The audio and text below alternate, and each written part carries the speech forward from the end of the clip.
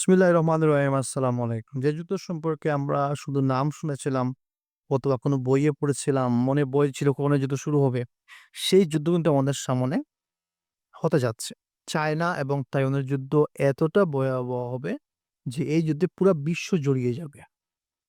এই মুহূর্তে আপনাদের স্ক্রিনে যে ভিডিও চলতেছে, তাইওয়ানের মিলিটারি কিন্তু পাবলিকে প্র্যাকটিস করতেছে, যুদ্ধ প্র্যাকটিস করতেছে। তারা metro station, subway, even highway, সিটির ভিতরের রাস্তাগুলোর মধ্যে মিলিটারি ড্রিল করতেছে। এই প্র্যাকটিস কিন্তু কখনো দেখা যায় নাই। এবারে কিন্তু ১ম। সাধারণত মিলিটারি কিন্তু খোলা জায়গায় এগুলা ড্রিল গুলা করে থাকে বা জঙ্গলে করে থাকে। কিন্তু এখন দেখা যাচ্ছে তারা সিটির ভিতরেই ড্রিলটা করতেছে, প্র্যাকটিস করতেছে। আসলে তারা ফুল প্রিপারেশন নিচ্ছে যখন চাইনিজ মিলিটারি তাইওয়ানে প্রবেশ করবে, সাথে সাথেই তারা অ্যাকশনে যাবে। আসল যুদ্ধ হবে রোডে।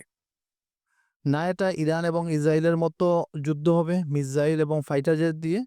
পুরা যুদ্ধ হবে রোডের উপর। অলরেডি তাইওয়ানের প্রেসিডেন্ট তাদের মিলিটারিকে অর্ডার দিয়ে দিয়েছেন যে মারবা অথবা মরবা। দের একটা রুলই ফলো করতে হবে। এবং আমাদের হাতে তাদের সময় নাই, কিন্তু তারা বলছে আমাদের হাতে সময় নেই, যেকোনো সময় চায়না হামলা করতে পারে। এই মুহূর্তে তাইওয়ানের সবচেয়ে এক্সপেনসিভ মিলিটারি ডিল চলতেছে হচ্ছে। কেন এই যুদ্ধ এত ভয়াবহ হবে?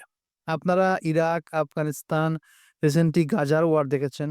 এইসব যুদ্ধ আপনি যদি আপনি এক পাল্লায় রাখেন এবং চায়নার এবং তাইওয়ানের যুদ্ধ এক পাল্লায় রাখেন, তাহলে তাইওয়ান এবং চায়নার যুদ্ধ কিন্তু এক্সট্রিম হবে। অত্যন্ত ভয়াবহ হবে।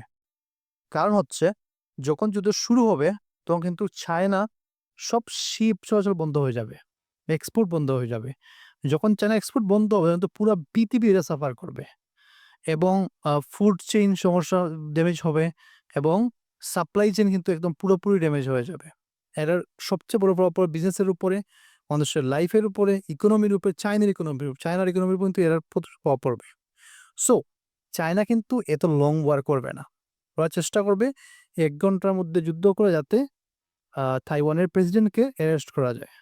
কারণ তাকে অ্যারেস্ট করতে পারলে কিন্তু যুদ্ধ শেষ। I want to